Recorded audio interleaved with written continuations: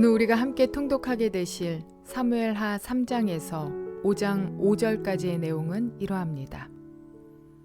7년 정도의 세월이 흐른 어느 날 북쪽 왕국의 실권자인 아브넬이 다윗에게 모든 북쪽 지파의 실권을 넘겨주고자 헤브론으로 내려옵니다. 드디어 평화롭게 남북 통일을 이룰 수 있게 된 것입니다. 그런데 요압이 다윗과의 협상을 마치고 돌아가던 아브넬을 암살하는 일이 벌어졌습니다. 자칫하다가는 북쪽 지파와 유다 지파가 유혈 전쟁으로 나아갈 수도 있는 위기의 형국입니다. 이 상황에서 다윗은 소리를 내어 크게 웁니다. 애가도 지어 부르고 음식도 먹지 않습니다.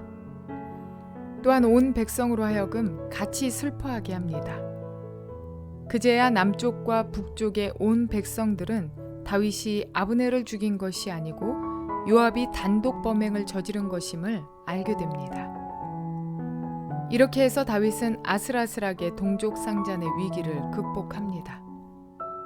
그리고 드디어 이스라엘의 모든 지파가 헤브론에 이르러 다윗을 왕으로 추대하는 내용이 기록되어 있습니다.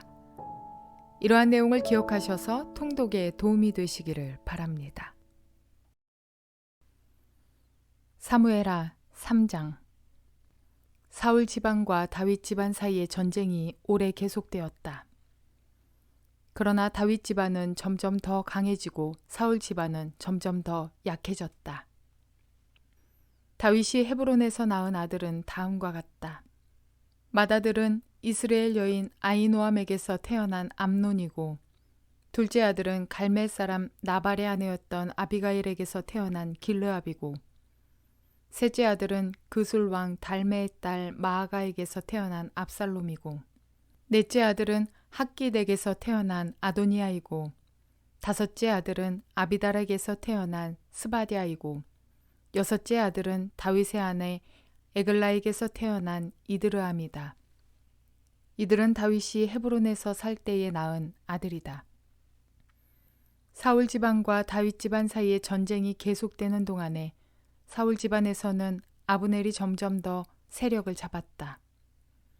사울의 후궁 가운데 리스바라는 여인이 있는데 아야의 딸이었다. 이스보셋이 아브넬에게 장군은 어찌하여 나의 아버지의 후궁을 범하였소 하고 꾸짖었다. 그러자 아브넬이 이스보셋의 말에 몹시 화를 내면서 대답하였다. 임금님께서는 내가 유다의 빌부터 살아가는 개로밖에 보이지 않습니까? 나는 오늘날까지 임금님의 아버지 사울 집안과 그의 형제들과 친구들에게 충성을 다하였고 임금님을 다윗의 손에 넘겨주지도 않았습니다. 그런데도 임금님께서 오늘 이 여자의 그릇된 행실을 두고 나에게 누명을 씌우시려는 것입니까? 주님께서는 이미 다윗에게 약속하신 것이 있습니다. 이제 저는 다윗 편을 들어서 하나님의 뜻대로 하겠습니다. 그렇게 하지 않는다면 하나님이 이 아브넬에게 벌을 내리시고 또 내리셔도 좋습니다. 하나님은 이 나라를 사울과 그의 자손에게서 빼앗아 다윗에게 주실 것입니다. 하나님이 다윗을 이스라엘과 유다의 왕으로 삼으셔서 북쪽 단에서부터 남쪽 브엘세바에 이르기까지 다스리게 하실 것입니다. 이 말을 듣고 이스보셋은 아브넬이 두려워서 그에게 다시는 말 한마디도 하지 못하였다. 아브넬은 다윗에게 사람을 보내어서 이렇게 전하였다. 이 나라가 누구의 것입니까? 그러니 임금님이 저와 언약만 세우시면 내가 임금님의 편이 되어서 온 이스라엘이 임금님에게 돌아가도록 하겠습니다. 다윗이 대답하였다. 좋소, 내가 장군과 언약을 세우겠소. 그런데 나는 장군에게 한 가지만 요구하겠소. 그대는 나를 만나러 올 때 사울의 딸 미갈을 데리고 오시오. 그렇지 않으면 내 얼굴을 볼 생각을 하지 마시오. 그런 다음에 다윗은 사울의 아들 이스보셋에게 사람을 보내어서 이렇게 전하였다. 나의 아내 미갈을 돌려주시오. 미갈은 내가 블레셋 사람의 포피 100개를 바치고 맞은 아내요. 그러자 이스보셋이 사람을 보내어서 미갈을 그의 남편인 라이스의 아들 발디엘에게서 빼앗아 오도록 하였다. 그때 그 여인의 남편은 계속 울면서 바후림까지 자기 아내를 따라왔는데 아브넬이 그에게 당신은 그만 돌아가시오 하고 말하니 그가 돌아갔다. 아브넬이 이스라엘의 장로들과 상의하였다. 여러분은 이미 전부터 다윗을 여러분의 왕으로 모시려고 애를 썼습니다. 이제 기회가 왔습니다. 주님께서 이미 다윗을 두고 내가 나의 종 다윗을 시켜서 나의 백성 이스라엘을 블레셋 사람의 지배와 모든 원수의 지배에서 구하여 내겠다 하고 약속하여 주셨기 때문입니다. 아브넬은 베냐민 사람들과도 상의한 뒤에 이스라엘과 베냐민 사람 전체가 한데 모은 뜻을 다윗에게 전하려고 헤브론으로 떠났다. 아브넬이 부하 20명을 거느리고 헤브론에 이르러서 다윗에게 찾아가니 다윗이 아브넬과 그를 따라온 사람들에게 잔치를 베풀었다. 잔치가 끝나자 아브넬이 다윗에게 말하였다.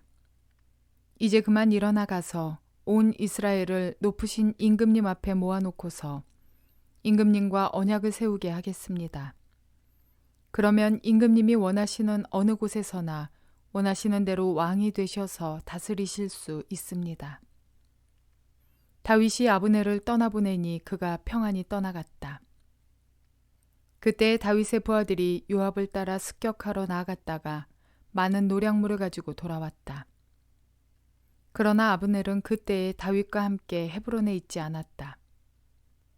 다윗이 이미 그를 보내어서 그가 무사하게 그곳을 떠나갔기 때문이다. 요압이 함께 데리고 나갔던 군인을 모두 데리고 돌아오자 누군가가 그에게 알려주었다. 넬의 아들 아브넬이 임금님을 찾아왔는데 임금님이 그를 그냥 보내셔서 그가 무사하게 이곳을 떠나갔습니다. 이 말을 듣고 요압이 곧바로 왕에게로 가서 항의하였다.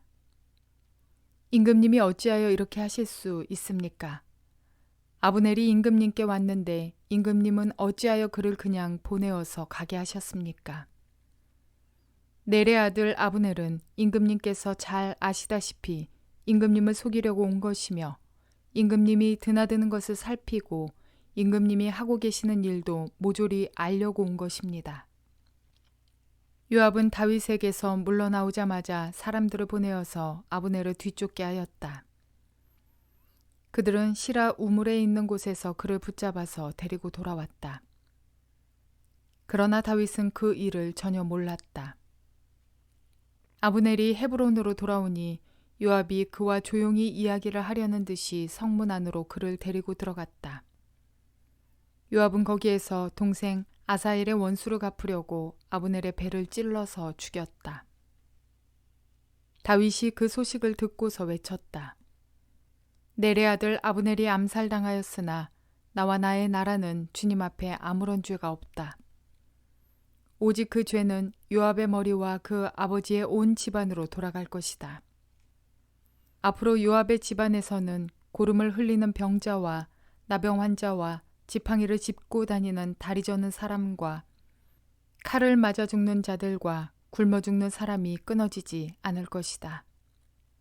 요압과 그의 동생 아비새가 아브넬을 죽인 것은 아브넬이 그들의 동생 아사엘을 기브온 전투에서 죽였기 때문이다. 다윗은 요압을 비롯하여 자기와 함께 있는 온 백성에게 명령하였다. 백성은 옷을 찢고 허리에 굵은 베옷을 두른 뒤에 아브넬의 상여 앞에서 걸어가면서 애도하여라. 그리고 다윗 왕도 몸소 상여를 뒤따라갔다. 백성이 아브넬을 헤브론에 장사 지내니 다윗 왕이 아브넬의 무덤 앞에서 목을 놓아 울었고 온 백성도 울었다. 다윗 왕은 아브넬을 두고 이렇게 조가를 지어 불렀다. 어찌하여 어리석은 사람이 죽듯이 그렇게 아브넬이 죽었는가? 그의 손이 묶이지도 않았고 발이 쇠고랑에 채이지도 않았는데 악한들에게 잡혀 죽듯이 그렇게 쓰러져서 죽었는가? 그러자 온 백성이 아브넬의 죽음을 슬퍼하며 다시 한번 울었다. 날이 아직 채 저물지 않았을 때에 온 백성이 다윗에게 와서 음식을 들도록 권하니 다윗이 맹세하였다. 오늘 해가 지기 전에 내가 빵이나 그 어떤 것을 맛이라도 보면 하나님이 나에게 어떤 벌을 내리셔도 마땅하다. 온 백성이 그것을 보고서 그 일을 좋게 여겼다. 다윗 왕이 무엇을 하든지 온 백성이 마음에 좋게 받아들였다. 그때에야 비로소 넬의 아들 아브넬을 죽인 것이 왕에게서 비롯된 일이 아님을 온 백성과 온 이스라엘이 깨달아 알았다. 그런 다음에 왕은 신복들에게 말하였다. 그대들이 아는 대로 오늘 이스라엘에서 훌륭한 장군이 죽었소. 수르야의 아들들이 나보다 더 강하니 비록 내가 기름 부음을 받은 왕이라고 하지만 보다시피 이렇게 약하오. 그러므로 이런 악을 저지른 사람에게 주님께서 그 죄악에 따라 갚아주시기만 바랄 뿐이요. 사무엘하 4장. 사울의 아들 이스보셋은 아브넬이 헤브론에서 죽었다는 소식을 듣고서 그만 맥이 풀리고 말았다. 이스라엘 온 백성도 두려움에 사로잡혔다. 이때 사울의 아들 이스보셋에게는 군 지휘관이 2사람 있었는데 한 사람의 이름은 바하나요 또 한 사람의 이름은 레갑이었다. 그들은 부에롯 사람 림몬의 아들로서 베냐민 사람이다. 부에롯 사람도 베냐민 족속으로 역임을 받았는데 일찍이 부에롯 주민이 깃다임으로 도망가서 오늘날까지 거기에 머물러 살고 있기 때문이다. 사울의 아들 요나단에게는 2 다리를 저는 아들이 하나 있었다. 사울과 요나단이 죽었다는 소식이 이스라엘에 전해졌을 때에 그는 겨우 5살이었다. 유모가 그를 업고 도망할 때에 서둘러 도망하다가 그가 떨어져서 발을 절게 되었다. 그의 이름이 무비보셋이다. 부에롯 사람 림몬의 2 아들 레갑과 바하나가 이스보셋이 있는 왕궁으로 갔다. 그들은 한창 더운 대낮에 그곳에 도착하였는데 때마침 이스보셋은 낮잠을 자고 있었다.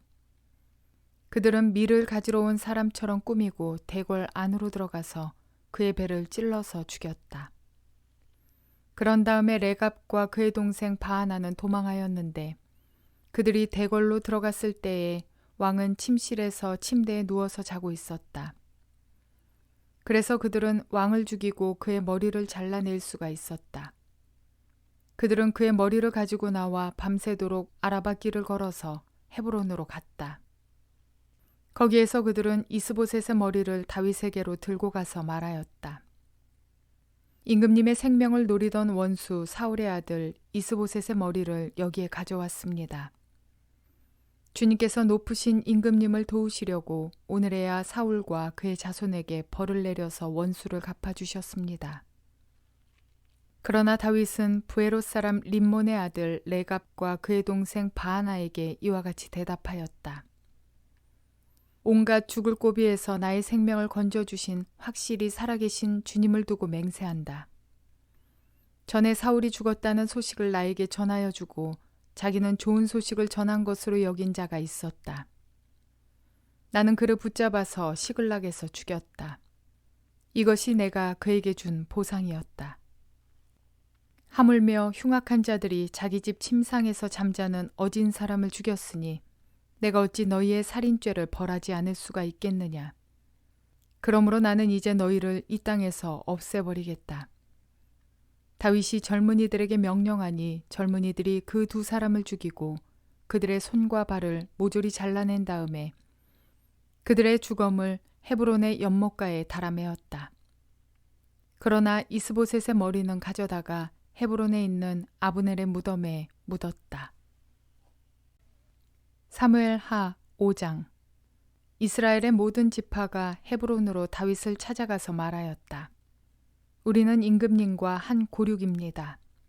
전에 사울이 왕이 되어서 우리를 다스릴 때에 이스라엘 군대를 거느리고 출전하였다가 다시 데리고 돌아오신 분이 바로 임금님이십니다. 그리고 주님께서 네가 나의 백성 이스라엘의 목자가 될 것이며 네가 이스라엘의 통치자가 될 것이다 하고 말씀하실 때에도 바로 임금님을 가리켜 말씀하신 것입니다. 그리하여 이스라엘의 모든 장로가 헤브론으로 왕을 찾아오니 다윗 왕이 헤브론에서 주님 앞으로 나아가 그들과 언약을 세웠다. 그리고 그들은 다윗에게 기름을 부어서 이스라엘의 왕으로 삼았다. 다윗은 30살에 왕이 되어서 40년 동안 다스렸다. 그는 헤브론에서 7해 6달 동안 유다를 다스리고 예루살렘에서 30해 동안 온 이스라엘과 유다를 다스렸다. 다 된 밥에 재 뿌리는 아렉과 같은 사람이 우리 곁에 있다면 우리는 그를 어떻게 할까요? 이를 그르친 정도가 아니라 요압이 저지른 일은 나라의 분쟁을 가져올 만큼 위험한 일이었습니다. 사울의 위협에도 여러 번의 기회가 있었지만 자신의 복수를 위해서 살지 않던 다윗과 그렇게 오랜 시간을 그런 다윗과 함께 했으면서도 요압은 개인의 복수를 위해 이를 갈아왔습니다. 우리들도 하나님의 역사하심을 직접 또는 간접적으로 경험하지만 어떤 이들은 간접적으로 경험하고서도 하나님을 경외하는 자가 있노라 하면 어떤 이는 직접적으로 경험했음에도 그때뿐인 믿음을 보이기도 합니다. 이렇게 한 공동체에 있으면서도 다윗과 요압은 믿음의 사람과 그렇지 못한 사람으로 드러납니다. 그런데 다윗의 더 놀라운 행동은 그 다음에 있습니다. 제 생각에는 아브넬을 죽인 요압을 처형하면 간단한 일인 듯 보이는데 다윗은 요압에 대한 어떤 조치도 취하지 않습니다. 아마도 정치적으로는 요압을 따르는 군대가 구테타를 일으킬 수 있었을 테고 복수가 복수를 낳는 일을 막는 일에 다윗이 선을 긋고 멈추는 일을 위함이었을지도 모릅니다. 어쩌면 동생을 잃은 요압의 마음을 이해라도 했을까요? 또 나아가 요압의 목숨마저 하나님께 달렸다고 생각했을 수도 있습니다. 어쨌든 그는 자신의 권력을 휘두르기보다 지혜를 발휘함으로 통치해 나갑니다. 우리에게도 우리의 좁은 소견으로 상황과 상대를 판단하고 결정하는 자들이 아니라 하나님을 의지하는 마음으로 지혜를 가지고 바라보는 눈이 필요합니다. 그러므로 하나님께 지혜를 구하며 영안을 열어 당장에 보여지는 것들로 판단하지 말고 하나님의 뜻이 어디에 있는지를 성령님께 의지하며 문제를 해결해 나갈 수 있는 저와 여러분 모두가 되시기를 주님의 이름으로 축원을 드립니다.